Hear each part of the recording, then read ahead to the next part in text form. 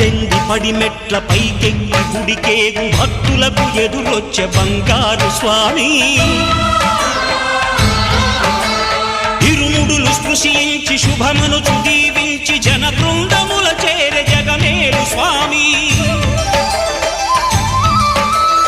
తన భక్తులొనరిల్చు తప్పులకు తడబడి ఒక పక్క ఒరిగెన ఓంకారమూర్తి